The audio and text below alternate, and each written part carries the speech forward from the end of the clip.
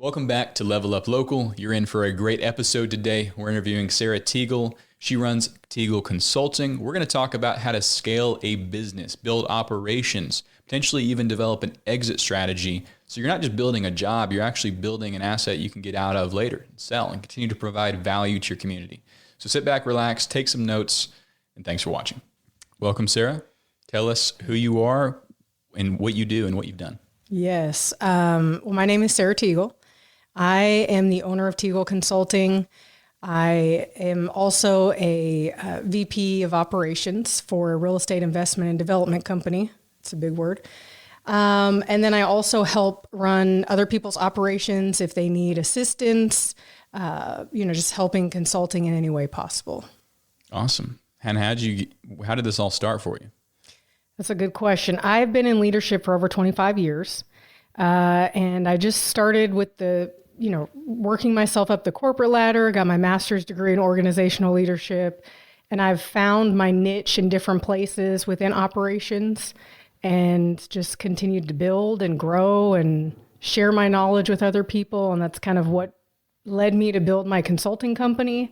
And just my love for operations and all things business, different industries, and just working with other people, building relationships and networking. So when it comes to operations, what really satisfies you when you come into, what do you like? Operations is kind of a big word. What does this mean? It is. For me, anything that can help a business owner to drive efficiency, gain revenue, streamline processes, helping them become more organized in their time, but also in their efficiencies and processes. To me, that's my jam. I've worked a lot with startups. I noticed after I've worked with established companies that startups were also my jam. And I love just digging in and finding things that we can fix that are pretty simple in my mind and that some business owners haven't thought of. And then just kind of paving the way and making a strategic plan on how to improve their business overall. So a startup, how do you determine what a good startup is versus one that, maybe isn't going to go anywhere? How do you align yourself with the people you're going to work with? Well, I think the first thing is just talking through where they're at in their company. Startups, when I think of a startup, it's probably within the first 3 to 5 years of their business, and what they've already established. So what is their business? What are they trying to accomplish in their business? What's their purpose, their vision? What drives them as a business owner? That's ultimately going to determine, is that a valid business? Do I see that I can create some assistance there and in their success? So those are the first things that I look at. And then what processes do they already have in place? What's working, what's not working? And from there, then discussing what is their vision for the next 3 to 5 years, sometimes 10 years, depending on, if they're going to stay in business for that long or if they already have an exit strategy plan. It really just depends on kind of that consultation conversation. Yeah. So you say a startup is someone that's been in business for at least 3 years. I would say, yeah. That's what I look at is, have you put in the sweat equity, as many people say, of really starting from the ground up? Because starting a business is very hard. And a lot of people underestimate how hard it is. A lot of people go into business thinking I'm just going to go be rich. And a lot of people determine that within the first 3 to 5 years, they're broke and they're not making any money. And it can be deterring for them. And almost kind of deflating when it doesn't work out how they thought it would in their mind. And so that's how I look at it. What are some things that, let's say they're at that 3 to 5 year mark, now they're talking to you. What are the biggest problems they've had up into that point? Yeah. Is there a trend? Is there pretty much everyone's dealing with this? There's a lot of business owners that do not document their operations, meaning their processes and procedures, no matter how small they are. Everything needs to be documented. And that's what I see a lot is the documentation, the processes and systems are not solid.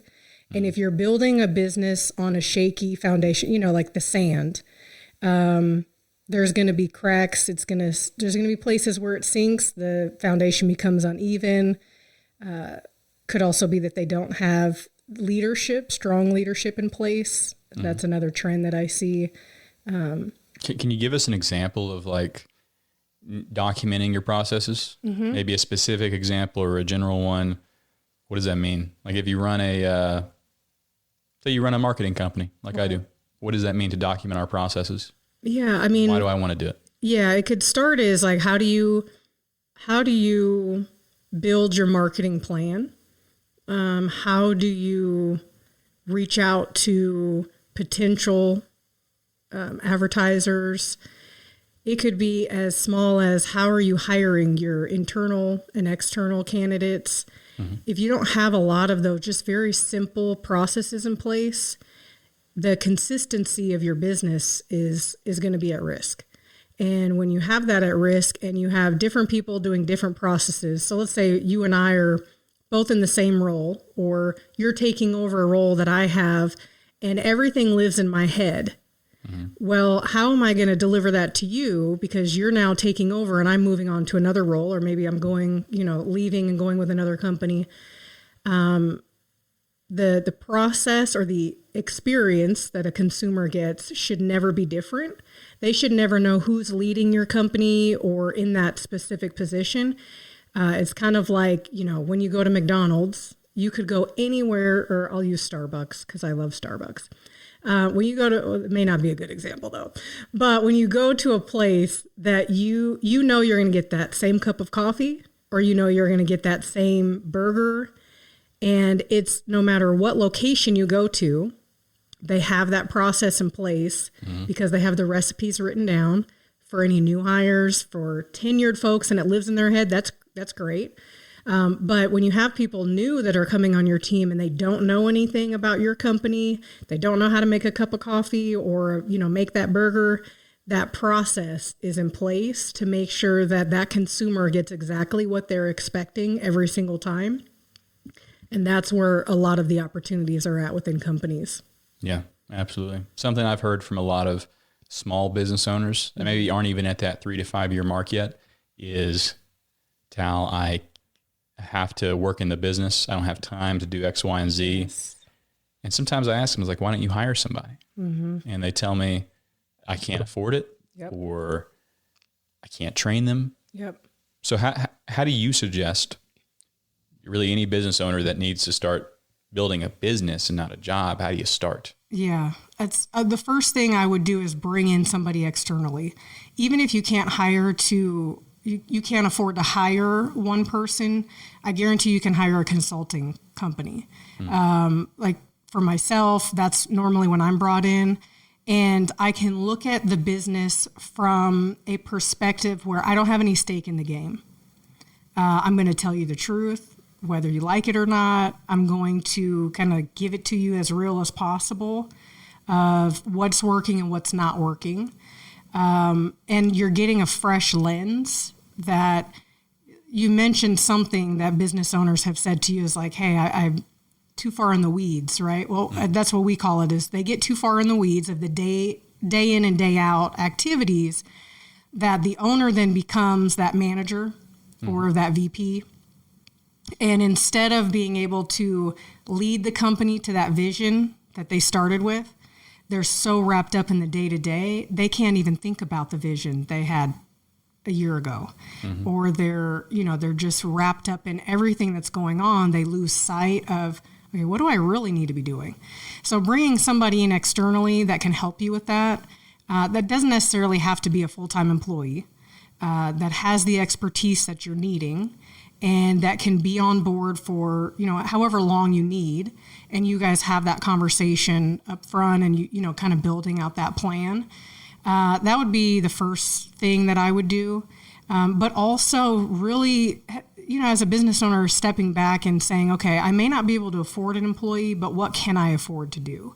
Because the way that it's going right now, you can't sustain a business long term with just one person. You can for a certain amount of time, and then it becomes overwhelming. I know we've had conversations prior of like, even if you have two people, and I know we were talking about that as like, well, you get overwhelmed, your consumers or customers start seeing that difference. So you got to know when to pull the trigger. When to pull the trigger on that you need an employee, maybe it's your first one, second one, third one. When to bring in someone external that can do that for you and reevaluate your business. And then you go from there. It gives that business owner time to get back to that vision and the plan that they had in the beginning. Yeah. Yeah. I've been there multiple times myself. It's like, as a business owner, you're typically a passionate person and you want to get something done. So what I found multiple times happen to myself over the last few years is I'll have this idea, and maybe it's a good idea, maybe it's not, but then I start executing that idea and I get in the weeds. And then eventually I have to snap out of it and be like, okay, hold on. Is this working, number one? If it is, let's get someone else to do this so I can go back and start, another avenue. Yep. Something I've had to do multiple times, even recently, is like, look at what we're doing and think about what's actually making us money and then cut everything else. Yes. Do you ever tell people to do that? Yes. That's something Yes. Does it happen a lot? Yes. Yeah, they will. People will get so in the weeds that you're working on things that are actually taking as a business owner, time is money, right? Like if you're not making money with your time, then reevaluate what you're doing 100%. Because if it's not bringing you revenue, it may not be something you need to be doing right now. And if it's not, do something else. If it is and it's bringing you revenue, or you're working towards that revenue coming in, then keep doing it. But yes, and that's where you may have, if you can't afford an employee, maybe a family or a friend can volunteer some time, or depending on the niche of the market and what business it is. But definitely that's something that you should always be evaluating that, sometimes weekly, especially when you're just starting a business, or there's a lot of people that have ideas, and the execution is where a lot of people go wrong. Time management is huge. Making sure that you're spending time in the right places, doing the right things that are going to either grow your business or get it to where it's growing revenue, or like you said, it's already bringing in that revenue. Because eventually, let's be honest, that's why you start a business, right? Is to grow revenue, to be successful, follow your passions. Like you mentioned, like a lot of business owners are very passionate, and some are control freaks where they don't want to delegate. They want to just keep everything so tight, and it ends up hurting them in the end. So it also depends on the personality of the client that you have or who you're working with. And you kind of just have to go from there. Yeah. Yeah, that's very common. I've seen that too. People want to hold on to every aspect of their business, and you can't do that. Yeah, you got to let go. What do you think about solopreneurs? Have you heard about that concept? No. Explain that to me. Just someone running a business on their own. It's kind of become a more popular concept recently online. There's people out there that talk about, hey, I'm a solopreneur. They built could be a consulting business, could be a writing business, could be this or that. And, at one point I thought, hey, maybe that's the direction I want to go. But then I realized that in order to grow what I need to do, I need people. Yeah, I was going to say, I think it would depend on the business. Yeah. There's some businesses you could, especially online, right? Like, to me, But is it a business then? Or is it a job?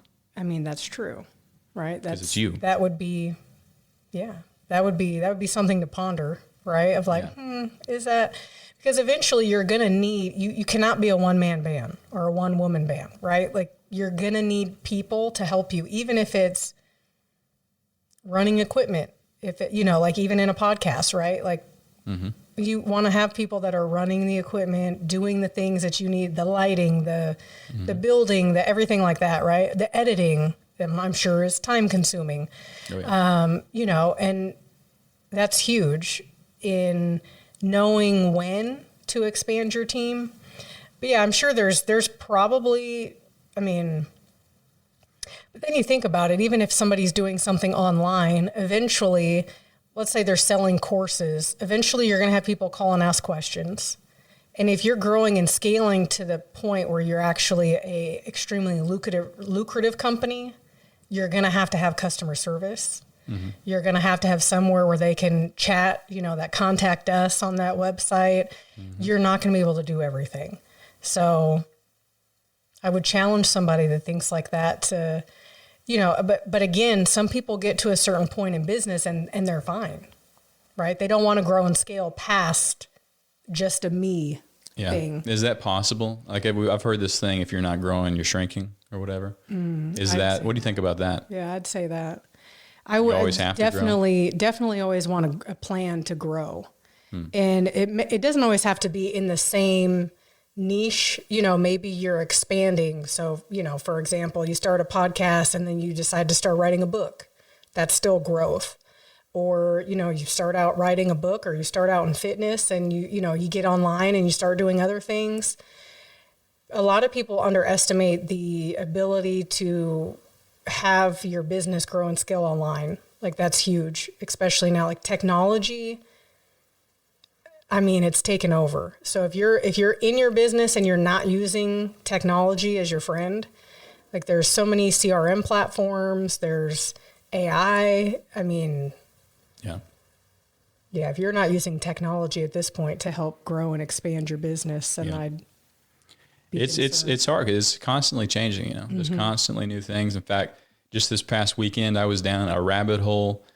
I realized that everything we do with this company could be done literally probably 100 times faster, to a higher quality, for less money.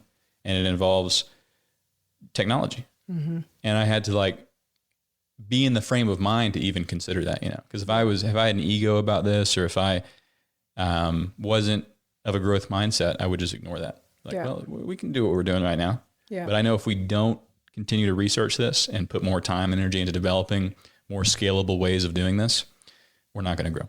Yeah. We're going to hit a cap. Yep. And then nothing after that. But you got to be willing to kill your darlings and learn. Yeah. And you think even the big established companies, right? Use the cable companies, cell phone companies, they've all reached that cap, and then they have to create new products, accessories, phones. Many of them buy or acquire the cable companies. So you think it's always continually happening. People just don't realize. Yeah. Because a lot of it's that's a multi-million-dollar business, but they started just like you or me or anybody, right? Like they started as just one person with an idea. And ideas are powerful. Yes. Yes, ideas they are. So working with these high-level execs in these different companies, what are they like to work with? These men and women with these visions, are they the ones still leading the companies by the time you're involved? Like these corporate level? Yeah, I work a lot with CEOs or people that, are the owners of the company, and they know where they want to take their business, but they may not have the expertise to do it. Or they may be so far in the weeds that they're like, I just don't even know where to go at this point. Like I don't know. Way too close to the problem. Yes. And that's where bringing somebody in externally, they can see things that you can't. And sometimes that's in employees. I've worked with a company that, after probably about the third consultation, they're like, we just realized we're going to have to, make some major changes in our leadership team. Because, sometimes leaders get complacent, they get comfortable. They are, depending on the leader, they can be change resistant. And so when you're trying to change and grow, and like you mentioned, have that growth mindset, and they don't have that, and they're not supporting your business vision, that's a problem. And if you have a leader that is going to go against your grain, you either have a conversation with them, or, you have to make some decisions as a business owner. And so it really just depends on the where that company is at that moment. And then there's been some where I've met and they have a great leadership team, and that leadership team wants to take this owner to the moon. And, I worked with another company that they had a lot of the plans in place, but they were missing just a few different elements, and it didn't go the route that they wanted to. But now they're starting over in a different vision. And, they're calling me like, hey, when we get to that point, we know we're bringing you back in and we want you to come evaluate, but we're going to bring you in sooner. Mm-hmm. And so, you also face that of, you get to a point where, I've had companies call me, 6 months before they have to go into bankruptcy. And they're like, hey, this is like our last ditch effort. And then they realize if they would have called me 2 years ago, and it's one of the CEOs was like, man, if I would have met you 2 years ago, like you would have saved my business. But now I've learned so much that I'm going to go repeat what we've learned and start another business. And then I'm going to bring you back in again. Hey, I'm here for it. Call me. So it really just depends on where that business is. And but I do work with a lot of the owners and the executive leadership teams.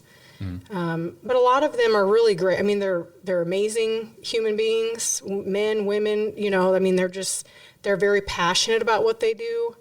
Very strategic. To be an owner of a company and you're growing it and scaling it, and you have people that are depending on you to pay their bills and, to bring food home to their kids, it becomes a lot of responsibility that people don't know when they start that they're taking on. And a lot of them take that personally, as they should. That's a big responsibility. And so that's something that, you'll also think through when you're making suggestions and you're, talking to the owners of when you talk about exit strategies and you have people that are wanting to get out of that business, some of the things that we talk through is do you want to keep your employees safe with you in that, let's say it's a merger or acquisition, do you want them to go with that company? Do you, can they afford your employees? Do they want to keep your employees? There's a lot that business owners have to think about. And so helping them think through that and talk through it in a safe space, I think is huge, because they can't always talk to their right-hand person about it, because it may involve them. And then it becomes personal to them instead of, I just need a sounding board to talk through what this looks like for my company. I see. So my company, if I want in 10, I don't have any, I love what I do, but one day I may want to sell it, right? Who knows? What do I need to be doing today to start building a company that I can actually sell tomorrow?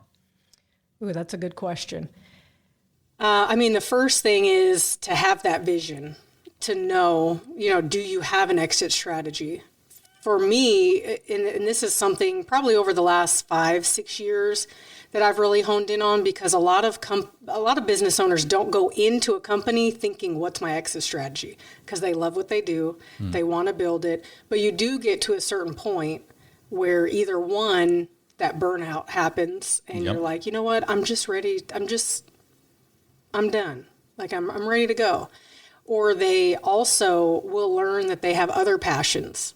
And now that they've built this company and, maybe they think about they want to invest in real estate, or they want to do something different, and how do they pivot their time? So it really kind of just depends on that. But the thing that I would look at is within the 3 to 5 years that you're wanting to exit. So let's say for you, for example, right now you're like, I'm good. Yeah. But when you start to kind of feel that way, then, having that 3 to 5 year plan of, okay, what do I need to do to even set myself up for that? Right. And that would be one, making sure all of your processes are in place, because when somebody buys your company, they're buying everything about your company. So they're buying your standard operating processes. They may be inheriting your employees. So making sure that you're running, not a tight ship, but that you're running effectively, and your employees are for you. There are a lot of employees at companies that are not for them. And I mean that they're not for them, meaning they're not invested in your business. They're not as passionate as you are. They're there for a paycheck. And there's a difference between an employee that's vested in that vision and an employee that is just there for a paycheck. So being able to identify that without it being something personal, I think that's huge. And then also, where are your finances for that company? So if you're going to want to sell, you want to be at peak performance in your financial structure. You want to be bringing in profit that is very clear to somebody that's wanting to take over. And it could be that maybe you have a partner that's going to buy you out, or maybe you have somebody that is looking to buy an existing business. And so making sure that you're positioning yourself in the best possible way, bringing in somebody externally so they can evaluate that could be key. But it really just depends on, how far along you are in your business and how some of those things are going. Yeah. Because if some of those things aren't where they should be, then working on that for the next 3 to 5 years will help you to be able to then present that to investors and say, hey, look, this is what we've been able to accomplish in the last 3 to 5 years. I would also, personally, I'd have things in my back pocket that I hadn't launched yet, but I can provide proof of concept.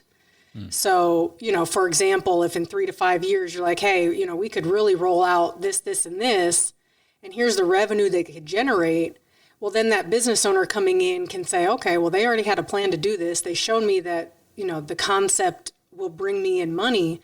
So they're going to be more inclined to buy your business because you already have a plan in place to elevate them financially without them really having to do anything. So you're kind of doing them a solid, during that sale. But it could improve the evaluation of your company. So you could get paid for the evaluation of, what revenue could come into them, which can increase your financial gain. Interesting. Have you been involved in any evaluations? Mm-hmm. So how does this process work? What do they evaluate you on?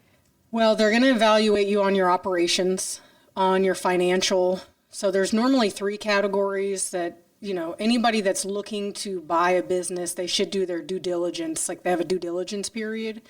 And so they're going to look at your financials for sure. And they can look at anything from bank statements to your SOPs and the different processes you have in place to, your employees. They're going to look at everything. Because you think put yourself in that situation, right? If you're sitting back wanting to buy a company, you're going to want everything in place. Yeah. You're not going to really want to have to do much besides step in. And that's how the consumer should feel. In a merger, acquisition, sale, they should come in and not even know that ownership has changed because things are just continuing to happen. So that's that successful part of the exiting and entering into a company successfully. That's same McDonald's burger. Yes. Yeah. Same everywhere. Yep. So I would say, if you're looking at it from that perspective, is they're going to want to know all the gritty details of your business. So make sure it's clean and make sure that, you can easily show how you've been doing financially. And depending on how savvy they are, in that due diligence period, they can ask for just about anything during that period. So let's say you have a company doing, let's just say $1 million in annual recurring revenue, contractable revenue. Do you have $1 million company, or how do they base that number of that third-party evaluator who comes in? Mm-hmm. It depends. I haven't been on that. I'm not the evaluator piece of it, so I'm not really sure what they're looking at. And I can tell you that they're going to, I've been the one helping prepare everything. So you can kind of guess what they're looking at. They're going to look at your inflow, your outflow, your operational costs, meaning what are you spending on technology? What are you spending on employees? What are you spending on benefits? Because if they're, I don't want to say if they're smart, but if they're knowledgeable, they're going to come in and identify, because they're looking at it from a fresh lens, right? They're going to identify ways that they can cut costs and run lean. And that's going to be why they're looking at those things. But yeah, that's a good question. The evaluation And also the evaluation can be in the eye of the beholder. So, Yeah. I mean, I've seen some local evaluations where I'm like, they're never going to get that.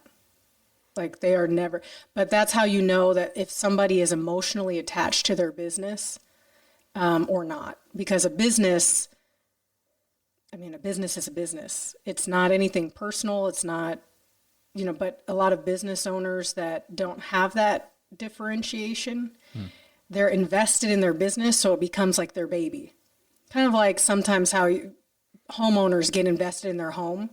And then they're like, my home is worth, 500,000. And the market is really telling you it's worth 250. But your memories are maybe worth 500,000, right? Or, all the memories and you raising your kids in that house and all of those things. But to an investor, that house is, they're still trying to get that good deal. Because they know they're going to have to flip it. They're going to have to replace your carpet, all of those things.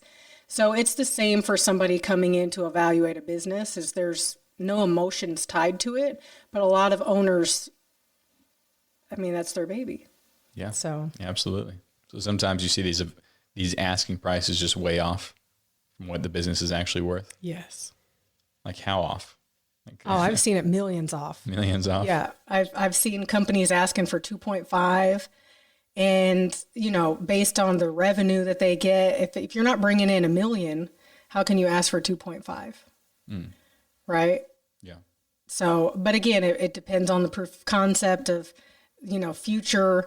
But if, I've seen a lot without getting into detail, because some of it is probably. Yeah. If it's local, we won't mention any names. Yeah. No, I'm not. Yeah. I guess if a business is bringing in $1 million a year, it would and from my perspective, it might make sense to pay more than $1 million, because then, in 3 or 4 years, absolutely. right, you're going to recoup your investment. Yep.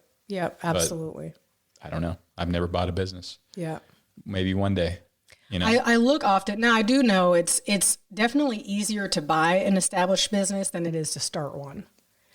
If you think about, as you're a business owner, I'm a business owner, like it takes a lot of money, time, all of these things that go into it. So, you also take that into account, but yeah, it's easier to buy one that's already established and already bringing in revenue. And there's a lot of older business owners probably that are ready to retire, get out of it.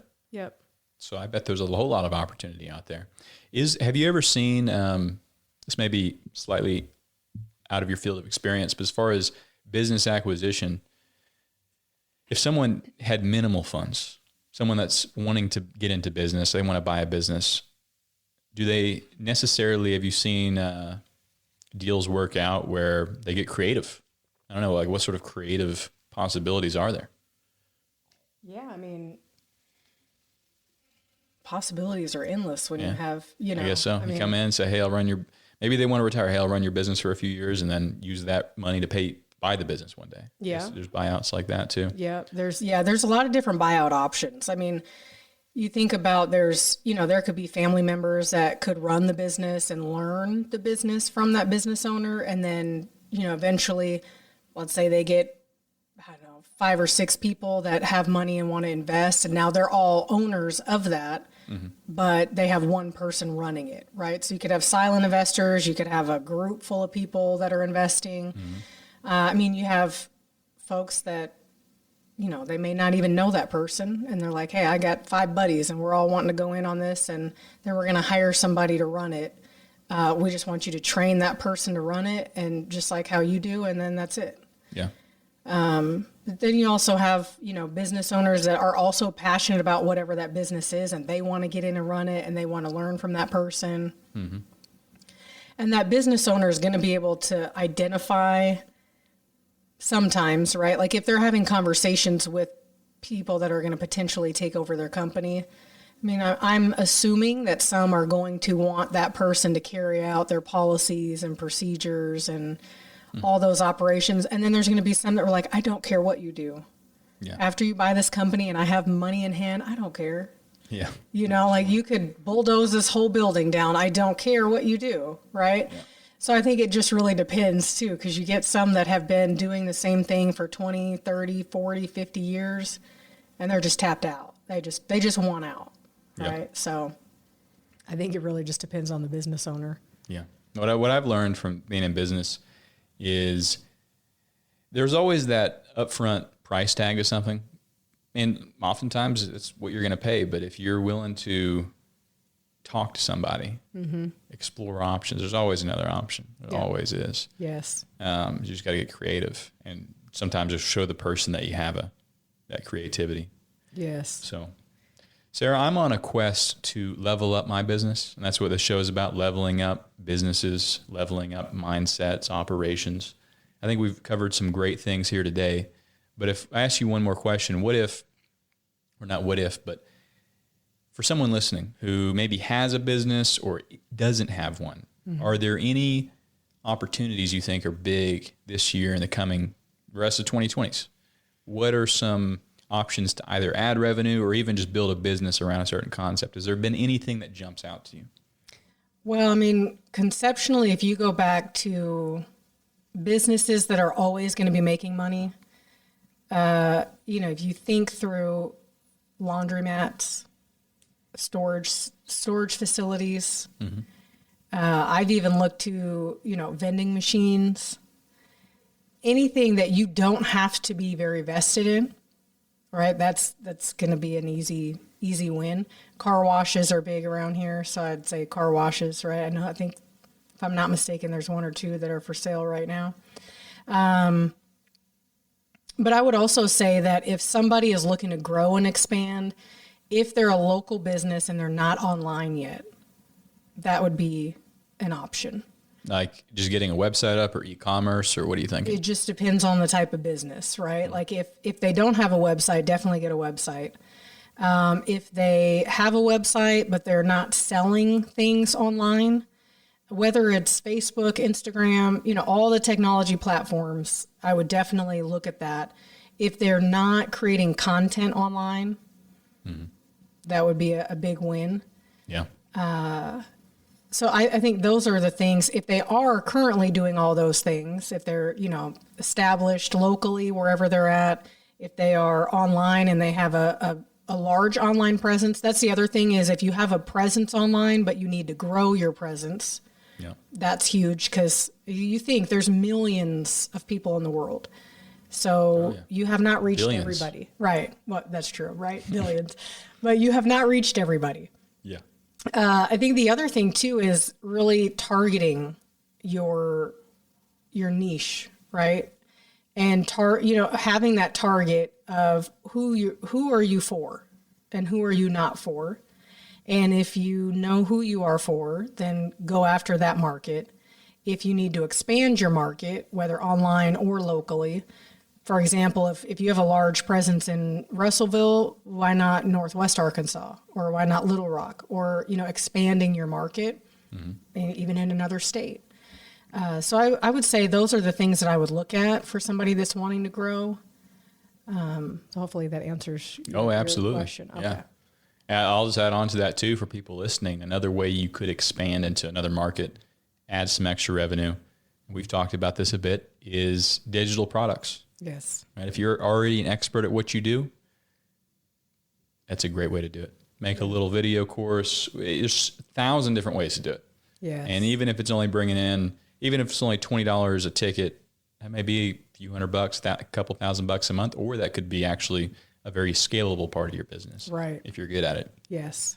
So anything else you want to add today? Ooh. Not that I can think of. We have some good conversation here. So. Yeah. Hopefully people have enjoyed. Thank you all for listening. Sarah Teagle Consulting. How can people reach out to you? They can reach out to me, Teagle Consulting1 at gmail.com. I can give you guys my cell phone number to place on there, but definitely just reach out, find me on any social media platform. I'm very aware of the market of online, since I work with so many business owners that are not just local. Yeah. Awesome. Well, thanks for listening, everybody. Make sure to follow and subscribe. We'll see you in the next one. Did you still want to do the intro? Yep. Now we'll do the intro. Welcome back to this episode of Level Up Local. Today we're going to be interviewing Welcome back to Level Up Local. In today's episode, we're going to be interviewing Sarah Teagle, who is a business consultant, is a consultant, runs Teagle Consulting. Yeah, you could say it either way.